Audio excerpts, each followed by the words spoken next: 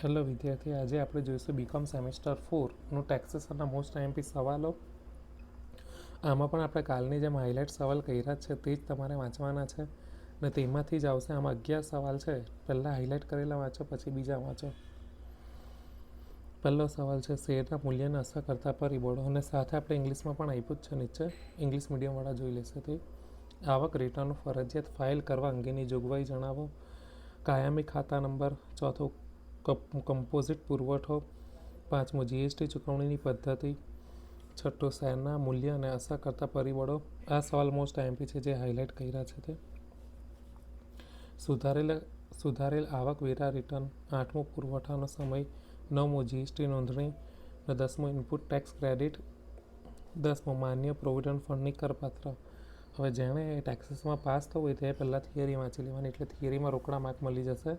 ને પછી તમને જે ચેપ્ટર ઇઝી લાગે તે ચેપ્ટર તમારે પહેલાં કરી જવાનું. તેના બધા જ દાખલા તમારે ગણી જવાના, ઉદાહરણના ખાસ કરી જવાના. ઉદાહરણના અમુક વાર સેમ ટુ સેમ પૂછાઈ જતા હોય ને ગયા 2 વર્ષના પેપર જોઈ જવાના. એક ચેપ્ટર તમને આવડે તે 14 માર્કનો દાખલો તમને આવડી જાય, 12 માર્કની થિયરી આવડી જાય, એટલે તમે આરામથી પાસ. હવે આપણે આઈએમપી દાખલા જોઈશું. કયા દાખલા તમારે પ્રેક્ટિસ કરીને જવાના છે તેમાં મેં ગયા વર્ષનું પેપર તમને બતાવું છું, તે તમારે પ્રેક્ટિસ કરીને જવાનું છે. તમારે આ દાખલા પ્રેક્ટિસ કરીને જવાના છે. આના સ્ક્રીનશોટ પાડી દેજો અને આ દાખલા તમારે એકવાર પ્રેક્ટિસ કરીને જવાના છે.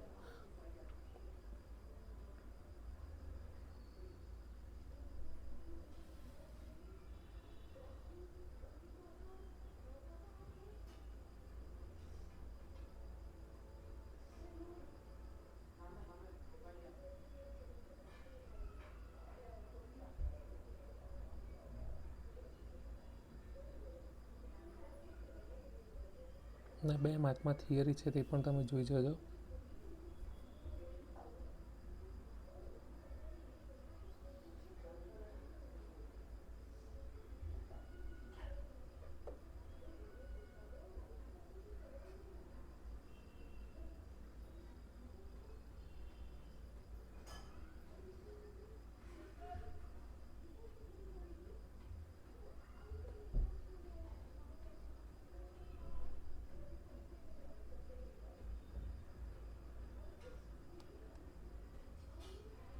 અહીંયા દાખલો પૂરો થાય છે.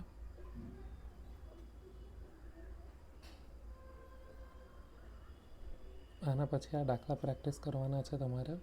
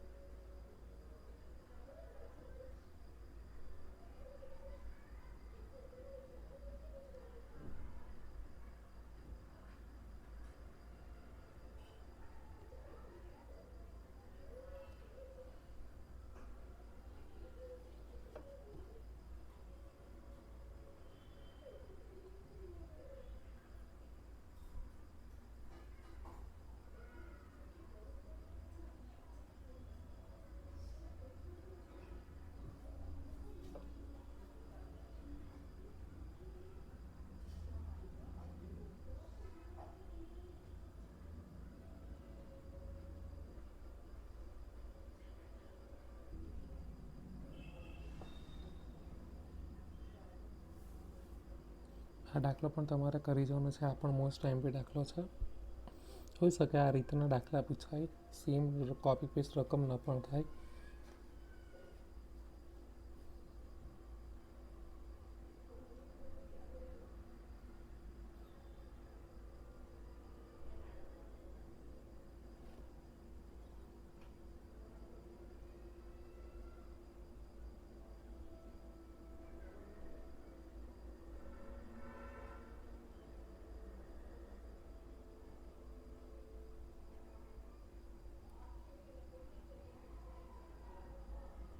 આટલા દાખલા તમારે પ્રેક્ટિસ કરીને જવાના છે. આના સિવાયના પણ તમારે બીજા દાખલા પ્રેક્ટિસ કરીને જવાના છે. આના ભરોસે નથી જવાનું.